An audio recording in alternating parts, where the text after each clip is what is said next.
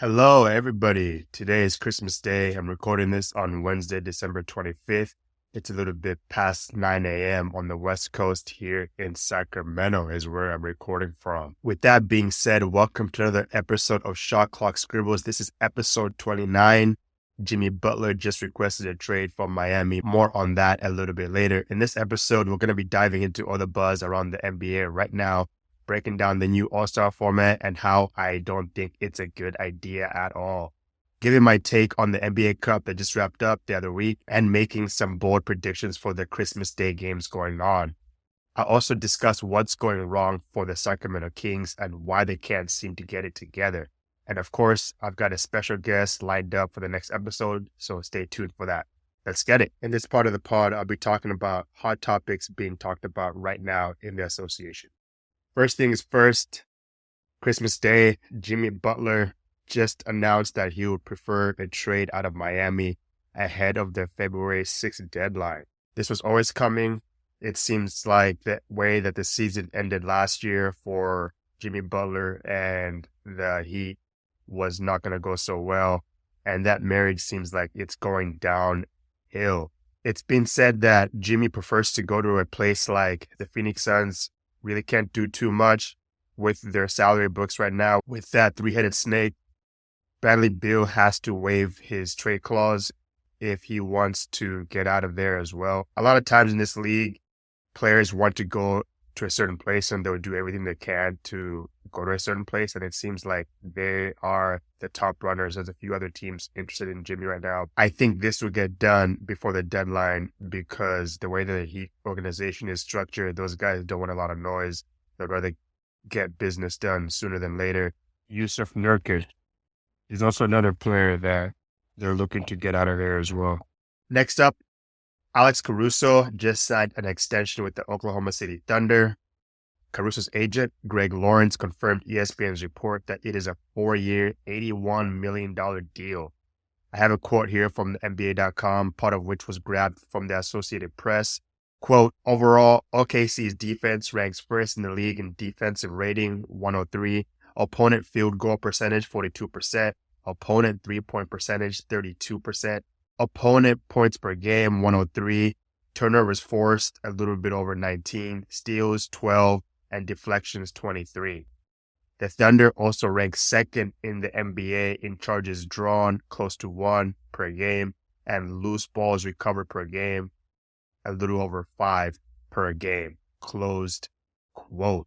In summary, guys, you don't really need to be the man on a team and you can still gross $20 million a year. This is what this should be screaming to a lot of up-and-coming players in the game right now. You don't need to be the guy that goes out there and scores 30 a night in order to get 20, 30, 40, 50 million. You don't need that.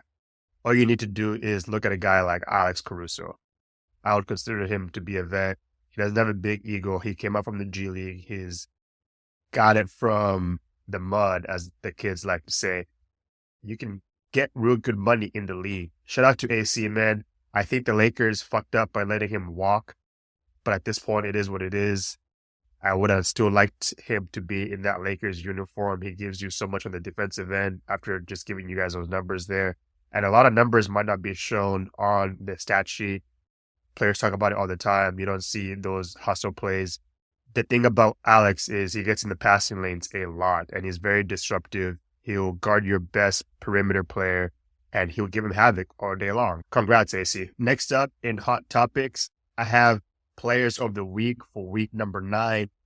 On the Western Conference, we have Victor Wembanyama. In the East, we have Cade Cunningham and Wemby playing right now in New York.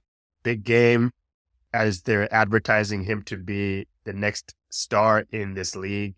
He's been balling out lately in the last few games. Tough ending the other night to the 76ers in where Tyrese Maxey put on his Superman cape and outfit and just torched them late. When I was watching that game, he had a left-handed dunk. Then the next possession, he came up and pulled up from the 3-ball, knocked it down late, and man, he's that man. He deserves that contract that he got. He's been trying to ball out while PG and Joel have not been in the lineup so much. Wemby having a 26-point, 9-rebound, 4-assist effort after being called the Western Player of the Week in that L. We'll see if they get this dub today in New York. My guess is they probably will not. More on my predictions a little bit later.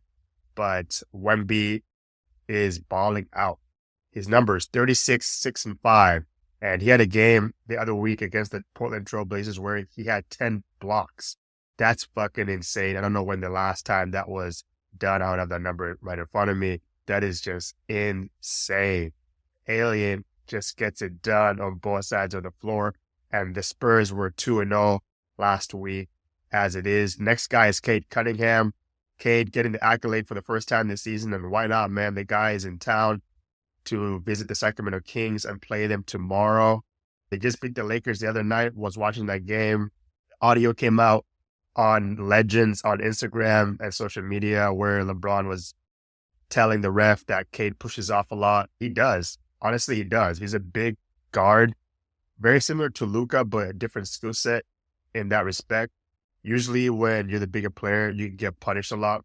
He's not a household name, but I think you guys need to pay attention to Cade. He's the number one pick for a reason. Those guys only won 17 games last season. They're already at 13 this season, only 4 away, and a far cry from those 28 losses in a row last year. He's polished, averaging close to 4 more points than his career high, grabbing 2 more boards and getting 3 more dimes than his career high as well. He loves the straightaway 3, 35% this season. He's 49% on twos.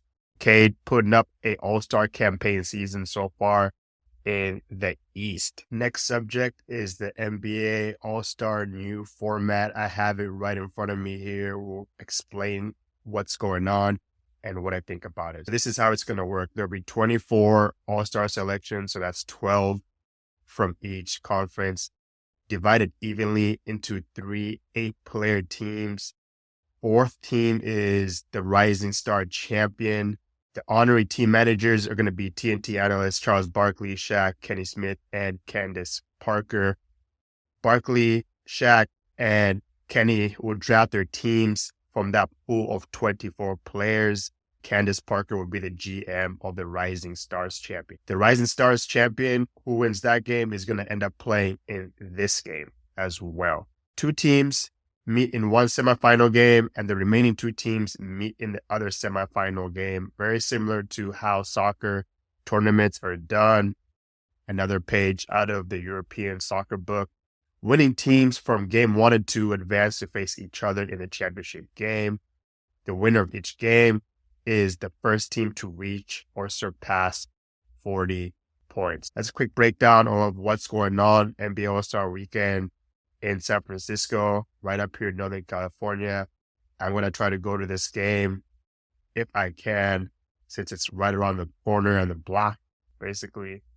This is what I think about it. I like Adam Silver, and I think he's a forward-thinking commissioner, and he's always pushing boundaries and trying new things. Shout out to David Stern as well, who was a pretty good commissioner in the league and making it a global game as it is right now. The game wouldn't be where it was if it wasn't for David Stern pushing those boundaries and also keeping the Sacramento Kings in Sacramento. We have a street named after him here in Sacramento, for those that don't know.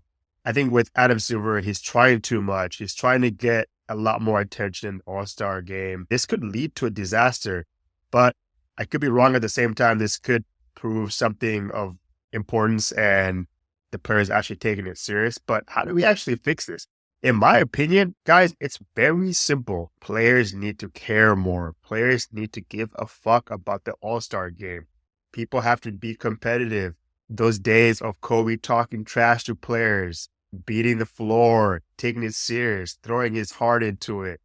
It's an honor to be in the All-Star game. A lot of times, guys, we just see a lot of these players just out there. It's a fun weekend for them. There are a lot of parties during All-Star weekend, and there's a lot of things going on, a lot of media and the glitz and glamour, but the game needs to be important as well. We need to see these players taking it serious. That excitement has actually been replaced with the excitement of the NBA Cup right now. The OGs right now do not like this, rightfully, to keep you guys all informed, because they think NBA stars these days are babies They get babied by the referees. Everything is a ticky-tack foul in this league, and it wasn't as hard as when they used to play. Right now, they're making the most money they've ever seen, ever in the league. I had a few tweets from a few fans sharing what's wrong with the NBA. I thought it would be good to share them with you guys. First tweet comes from Ryan at Infamous King. He says, quote, "Don't have time to watch a full game. I just watch highlights at the end of the night. Saves time, big moments, more convenient." Ryan, I'm with you on that. Sometimes you can't watch all the games. They have the 9-10 minute clips from the game. That's not a bad way, especially for people that work a lot doing these games where they can't see him. Totally understandable. Next guy is Ben Jones. He says, quote, "If you want to watch individual talent celebrate themselves, the NBA is a preferred option. If you want to watch great coaching and execution of those coaching ideas, college is vastly better. That's my preferred," close quote. It seems like Ben prefers the college game as he likes the intensity and the plays that are drawn up for players. I can see where you're going with that, Ben. Everybody has their own cup of tea. Next tweet is by 00by12. He says, or she says, quote, "The lack of defense, shooting, nothing but threes, teams giving up in the third quarter. If they're down more than 25, stars sitting out, fouls are ridiculous and flopping," close. Whoa. I've been on this several times on the pod. The third quarter is sometimes where the game is decided. If a team is down by a lot of points, they just shut it down and they put their reserves in and call it a night and move on to the next night. How would you feel if you paid $150, $200, $250 for a ticket? This is the product that you're seeing, is a team getting bashed and reserves getting thrown in. At that point, everyone just starts going home, right? Those are garbage minutes, but these players actually take those minutes serious because it could get him a promotion to get him more minutes. Next one, Ace Jack says, quote, "Poor officiating." Second point, stars getting absurd whistles. SGA, for example. Third point, stars begging for calls. Luka, for example. Next point, the final 2 minutes and 30 seconds taking 30 minutes to finish the game. Last point, rivalries aren't real and everyone's friends. Last good one was KD versus Russ when he left OC. Wow, a lot of good points there, Ace Jack. The one that I want to talk about real quickly is the final 2 minutes of a game. I know it could take a lot of time, and with the challenges these days too, that is a mixed bag because reviewing plays takes forever sometimes. I see this in soccer too, where it just ruins the flow of the game. And when the game gets stopped, a lot of emotion is poured out. It's done, and you have to try to find that again when the players get back on the floor. It messes up with your emotions, 100%. A Kings game against the Jazz, I believe, several weeks back, took about 30 damn minutes for the last couple of minutes of the game. It was pretty insane, but I hear you, Ace Jack, on that. In conclusion, the product isn't going to get better unless players give 110%. End of topic. Last topic I wanted to talk about in these hot topics is Anthony Edwards continuously getting fined for his post-game comments. Here is a press release from the league office on the 23rd, 2 days ago. Quote, "Minnesota Timberwolves guard Anthony Edwards has been fined $75,000 for public criticism of the officiating and using inappropriate and profane language. It was announced today by Joe Dumars, Executive Vice President, Head of Basketball Operations." Edwards' comments came during post-game media availability following the Timberwolves' 113-103 loss to the Golden State Warriors on December 21st at Target Center. If you guys remember, Anthony got fined 25 racks after a win against the Warriors in the Bay as well. I just don't understand what it is with Ant. Yes, I know the officiating is terrible, and I heard a little bit of that interview post-game in where he was not saying good things about officiating. He was calling them out. He wasn't calling out the woman referee. I think it was a different referee. Don't know his name off the top of my head. He was talking about how if he had done it, then he would get called for the foul. Something of that nature. At some point, planning on being the face of the NBA, you cannot keep getting fined like this. This is $100,000. That could be somebody's salary for one whole entire year. I get it. We've talked about the officiating several times on this pod about how terrible the refs are. Listen, if you're planning on being the face of the NBA after LeBron and Steph are gone, KD, you cannot keep getting fined like this at all. This is not setting a good example for the future. We all love Anthony Edwards being unapologetically himself, and we love the way that he is, and we don't want him to change. In the media space, we know that these players get media training before they even start playing an NBA game. I'm sure over time as well, or your manager might tell you what and what not to say. Gotta be professional. I understand you have your own shoe contract, you get endorsement deals, you get a lot more attention. But if you listen to this, you need to be professional, bro. That's all I have to say on this is you gotta be studious and you need to carry yourself in a certain manner where you're not disrespecting referees time and time again after games. All right, now that we've covered the hot topics, let's shift gears a bit. The league's been making some noise lately about the rise in three-point attempts, and they're actually investigating whether it's getting out of hand. So let's dive into whether this is a legitimate concern or just another overreaction. Here's a quote from Adam Silver in Vegas ahead of the NBA Cup Finals on if the three-point volume is a concern. Adam says, quote, "The answer is yes. We're having many discussions about the style of basketball. I would not reduce it to a so-called three-point shooting issue.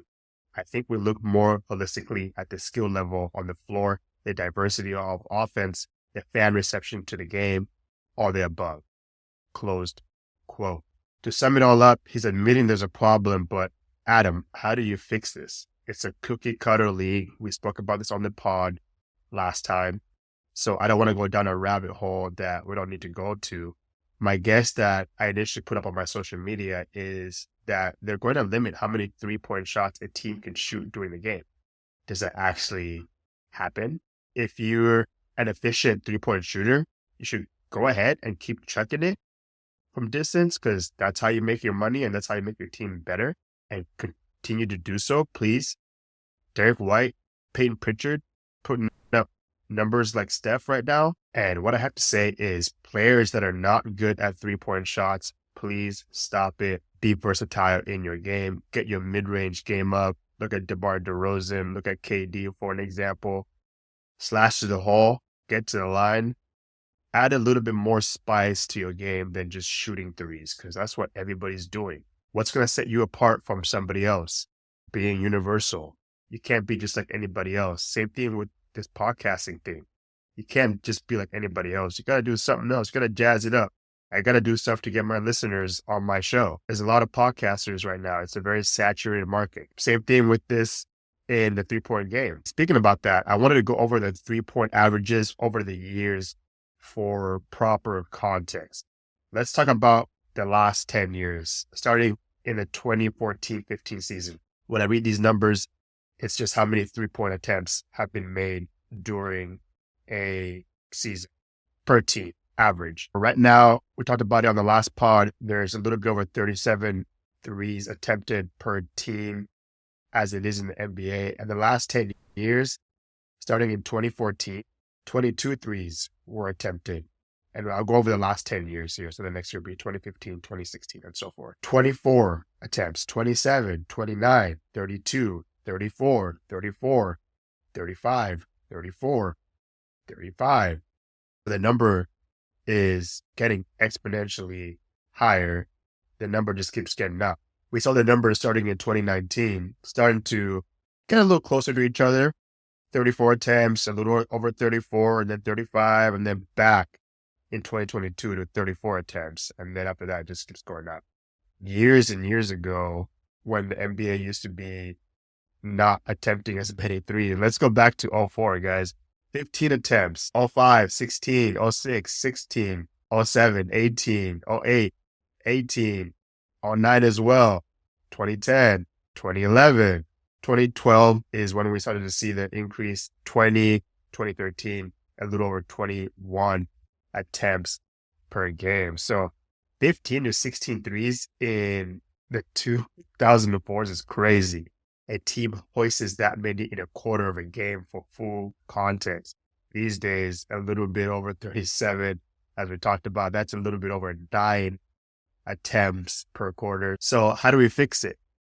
If you suck at threes, stop shooting them. It's making a bad product for the league. Of course, no one's going to listen to this, and none of the players are going to listen to my advice. But please, if you suck at threes, just stop shooting them. Stop it. Let the players that actually knock them down at a 35% clip, 40% clip, let those players shoot them, not 27%. 20%. You're making the game look bad. That's that. Now that we've covered the bigger picture, let's zoom in on something that's been causing a lot of buzz this season. That's the NBA Cup. It's a new addition to the league, and it's added some spice during the NBA season. So how did it all end up? Let's go over that. On the previous pod, I predicted the OKC Thunder to win the NBA Cup, and that did not happen because the Bucks had other plans. The Milwaukee Bucks took down the Thunder 97-81. Low-scoring game for both teams. Giannis earning NBA Cup Finals MVP, rightfully so. He had a great game. Even Isaiah Hartenstein, one of the better defenders in the league, did not have an answer for him. Giannis finished the game with a monster triple-double, 26 points, 19 boards, and 10 dimes in a team high in minutes with Brook Lopez. 37 minutes. The one that stands out for me is the 19 rebounds during this game against a good defensive team in the Oklahoma City Thunder, one of the best defense in the league, if not the best. I think with all the buzz for a team that hasn't won anything in a while in the OKC Thunder, winning this tournament was going to be a big boost in morale. Of course, the NBA Cup final does not get considered into the record and your stats. If they beat the Mavs, who took their number in the playoffs, the team that I had winning it all in the Mavs, they took care of them. It's only one game. I'm not going to draw too much from this single game. I'm not going to blow it all up and say, oh, damn, the Thunder lost, so they're not going to do that well for the rest of the season or something like that. They're on a winning streak as it is. If we just take this game out, those guys will be just fine. To keep it a buck. Moving on, I think the Hawks and the Knicks game was a very good game for TV.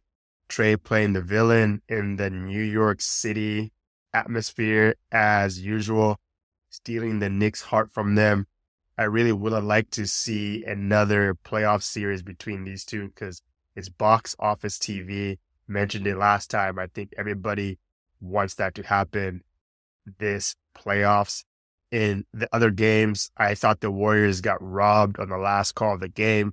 Typically, I don't agree with Steve Kerr a whole lot, but that's some horse shit to lose the end of that game. It's a loose ball. Both players are going for it. The ref should not be deciding the game on a loose ball in the last couple of seconds. The rebound got tipped out. Everyone's all fighting for the ball at the end of that Rockets and Warriors game. If I was the Warriors, I would be devastated and pissed off as it is. Those guys are not playing good basketball right now. A couple losses for the Dubs as they take on the Lakers today at home. Moving on to the Rockets, those guys just collapsed in front of us. And Jalen Green did not have the greatest of games in that semifinals. AP showing off his frustration at the end with that flagrant foul to show the Thunder that he was not a happy guy all night. He was only limited to 13 points and 11 boards. Jalen Green only had 12 points, 3 boards, and 2 assists. Those numbers from your franchise players are not going to cut it, unfortunately. You got your role players. More on that in a second. I think the Thunder had a really good game plan. Make those two lives a living hell and make the others beat you. Ahmed Thompson was their best player during that Saturday night game on the 14th of December. He poured in 19 points. Let's go ahead and wrap it up. To close out this NBA Cup, I thought it would make sense to go over the NBA Cup All-Star Tournament team. 3 from the East and 2 from the West. Trae Young, Damian Lillard, SGA, Giannis, and Alperen Şengün. with the Rockets. Those guys rounded up those honors. Moving on. All right, now let's talk about Christmas Day games going on right now. The Knicks halftime against the Spurs. The Spurs beating them right now. Wemby showing out in his big first game. That thing says holiday spirit like NBA action. And a little trash talk under the mistletoe. Got some bold predictions for who's going to be unwrapping a win on the 25th today. Let's see who's been naughty and who's been nice. I don't want to go forever on this topic. I want to really skim through this since I've talked about my predictions on episode number 26. These are the games that are going on right now. Spurs, Knicks, Minnesota against Dallas, 76ers versus the Celtics, Lakers against the Warriors, and to wrap up the day, Nuggets versus the Suns. Let's quickly go over my picks and talk about if they've changed or not. Spurs at Knicks. I had the Knicks winning it. I'll still keep the Knicks. Wolves at Mavs. I had the Mavs winning this one, and I will keep that pick. The Timberwolves offense this year is a little suspect. I don't trust it, to be honest. Next game, 76ers at Boston. I had Boston winning this one, and I'll keep my pick. The 76ers. This team is like a box of chocolates. You never really know what you're going to get. Night in, night out. One night, they're unstoppable. The next, they're out there like they've never seen a basketball before. You never know who will be in the lineup or not. I hope JoJo suits up in the new year against the Kings coming up next week. Next game, Lakers at Warriors. I picked the Lakers, and I will keep my pick. Lastly, Nuggets at Suns. These two just played a couple nights ago on Monday, and where the Nuggets took care of business without D-Book being in the lineup. He's also out today, along with Grayson Allen. This is the only pick where I'll have to shift gears. I picked the Suns originally to win this one, but I picked the Nuggets. Other notable injuries to note for today is LeBron and AD are listed as questionable. We all know they're going to play, along with Jamal Murray, who missed the game on Monday. Jason Tatum and Luka are also listed as questionable. I think all those guys will play. That's it for Christmas Day breakdown. Hope you guys enjoyed that. Speaking of unpredictability, let's talk about the Sacramento Kings, who are on a 4-game skid. It's one of those things where you want to root off the Sacramento Kings, but you keep wondering, what's going on? Are players not playing for the coach? Is the coach making the wrong decisions on his rotation? What's going on? I'll go ahead and break that down, and I'll also have in some fan weighing in on what the issues are here in Sacramento. So let's go ahead and break it all down. It's no secret that the Kings are on a 4-game skid right now. They got blown by the Indiana Pacers on their home floor. They dropped 2 to the Lakers, and the Nuggets stole their heart. Sabonis dishing it to Debo last minute of that Nuggets game. I was right there in the thick of things, and it seemed like Sabonis was going to shoot it. Then he dished it off to Debo, and Debo just did not get a good clean catch. I think he thought Sabonis was going to shoot it. That's what happened. But let's go ahead and break each game down as it is and just talk about what's going on. First game, Nuggets and Kings. Pretty close game on that Monday night, the 16th, where they added this game after the NBA Cup final. Pretty close game going down to the wires. A lot of close numbers as it is on both sides of the teams. They were right there. The Kings lost this one by 1 single point. In typical Kings fashion, they blew a lead and could not hold on to the lead. That's the theme this year. It's like more than 5 games where they've lost by 5 points. Some of these games are right there, and they just don't have that mental capacity to just close out games. I said it on the last pod. If they play how they played against the Rockets, finish teams off like that, they would be in a better spot than they are right now. They've dropped 11 at home. That is unacceptable. They're 6-11 on their home floor. You got to take care of business at home. The Kings had their best scoring night in the paint with 58, but guess what? They allowed 76 paint points against the Denver Nuggets. Early on in the game, Aaron Gordon, MPJ, Jokic having clear runway to the basket and just flushing it. Easy buckets like that. That is not going to do you service at all in the association. The bright spots for the Kings, in what I want to say, is 95% from the line. 19 for 20. Nobody cares about that. They worry about that L on the record. It's one of those games the Kings should have won. Next, another game I went to, Lakers versus the Kings, night 1 on a Thursday. After the Lakers got swept last season, they wanted revenge this year. They wanted revenge. The Kings played very good against the Lakers last year. They wanted that smoke when they came into town, and they wanted to win both games, and they did that during their short visit here in Sac. Doesn't happen very often. The Lakers are very good in defense.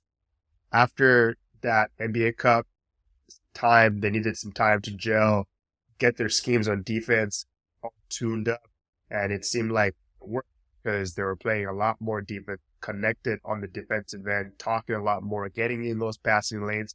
They only allowed the Kings to 100 points, which in this day and age is pretty good. They capitalized on the Kings turnovers to 22 points. Another big thing that happened was the Lakers' second chance points.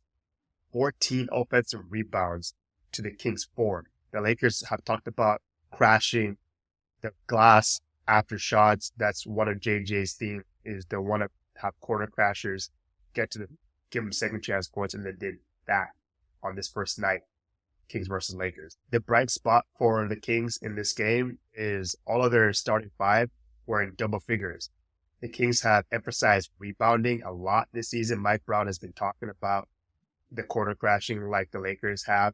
Sabonis was the only player in double figures in rebounds, 12 rebounds. He's top 3 right now in rebounding in the NBA, but the team has to do a better job on rebounding. The guy needs fucking help. Night number 2, wasn't in town. Headed up to Vallejo to say what's up to my homie Solo and celebrate his birthday.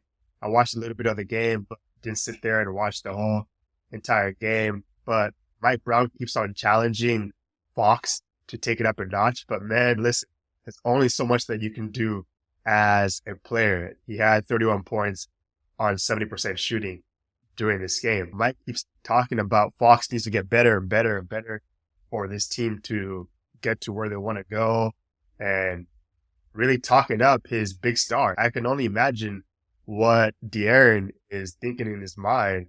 There's only so much that you can do, especially when your bench doesn't contribute. How would you feel if when you're going to the bench, not much really gets done, or the lead doesn't get extended, or if they're not doing good, if that lead doesn't get to where he wants it to? He must be like, I'm doing everything I can. Get me some help. Front office, gotta get in the luxury tax. You gotta pay the money now. We talked about on the last pod that Vivek was willing to spend money as long as these guys had a good homestand. But these guys are on a 4-game stint. Of course, got the Mavericks still coming into town. They have the Pistons tomorrow, day after Christmas. I haven't heard what's been said behind closed doors. I'll talk to my next guest. Maybe he has some intel for us in what's going on inside the locker room as my next guest gets to ask questions and be surrounded by the team. You might have something for us, guys. Let's stay tuned to see what happens with that. Another cornerstone of the Kings franchise right now is Sabonis during that second game against the Lakers. He had a 19-19 effort, which is pretty damn good. Your franchise players, when I look at this on the stat sheet, your 2 biggest players came out to play, and 20 points off the bench. Kevin leading the bench with 9 points, but guess what? 1 out of 7 from 3, dreadful behind the arc. Yikes, not good. That bench production has not been good. We'll talk about that a little bit more later. Let's talk about the last one, Sunday afternoon, day game, 3 p.m. right here in Sacramento. Was not at the game. I was able to watch a bit of the game. After some time, I didn't even want to watch it anymore. Watched it right outside the arena. Kings continue to struggle behind the arc. We see Mike inserting Doug into the lineup. He got a lot of minutes during this game. I listened to Mike's comments after the game. He mentioned he wanted to have a different look. There weren't minutes for Keon and some others because he wanted to bring in his 3-point specialist and see if maybe he can turn it up. Right now, Mike is looking for answers left and right because let's just be honest. Mike is in the hot seat. Monte is in the hot seat. When your team is bottom 3, bottom 4 in the league, in the Western Conference, yeah, I think something needs to change, but we'll talk about that in just a moment. Kings as a whole, they averaged close to 12 threes or 36 points. This means roughly the average close to 12 threes per game or 36 points per contest. This means roughly 31% of their points are being contributed from the three-point line. I don't really know what to say. The ball is just not going for the Kings right now. I spoke about this earlier. Have guys that can score from deep. It's just not going in. They're getting good looks. They're more than capable. Got a lot of shooters. That's not what the problem is. It's the defense that is the biggest issue. We'll talk about that in just a moment when we talk about fans' reactions. But they get good looks. The big thing is when they get these three-point shots, a lot of times it's a long collect, and then the other team is running in transition. They're getting easy buckets. That's what I saw a lot in that Nuggets game. A lot of threes being hoisted. The Nuggets are getting the ball. Joker down the floor. Dunk. I mean, what can you really say? They're not really playing good in transition right now. They're getting outscored a lot when I watch some of these games.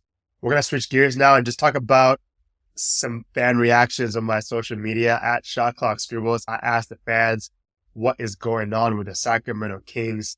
One of the responses I had was depth and rotations. Mike Brown has had an issue in the past with rotations as well. Listen, Mike Brown's been in this game for a minute, coaching Spurs, Cavs, Lakers, Golden State Warriors. He's been in this game for quite a minute. I did look up some of the reaction from teams he's coached in the past. This has been a theme before he got ousted in previous teams. Right now, the Kings didn't really have their bench to begin camp. Mike didn't really know which guys are going to get how many minutes per game. They just got Doug McDermott a couple weeks ago. He's getting more minutes than Keon Ellis. A lot of fans here in Sacramento love Keon, and I love Keon too. Definitely deserves more minutes on the floor. 3-and-D guy definitely deserves more minutes on the floor. Another response, we had Vivek. Another response from Mitchell Adams at Pass the Damn Ball podcast said, quote, Vivek is a big portion of the problem. Emotional owner, one playoff appearance in 11 years. Closed. Well, Randy Vivek is going to have to go over the luxury tax if he has any chance of this team getting to where it wants to go. You move Fox sooner than later and start building at your next piece. You have some draft picks in your assets. You have a star player that at the end of the day might request a trade out of Sacramento. I think it's the best interest for the Kings to move Foxy before things turn bad. Another response from a fan, Ryan here, he has to say, open quote, they peaked already and folks won't be real. Their add-ons haven't enhanced the team since. Closed. Whoa. Ryan saying the additions that the Kings made during the offseason have not made the team better. Look at where they are right now in the standings. They're not in play in contention right now.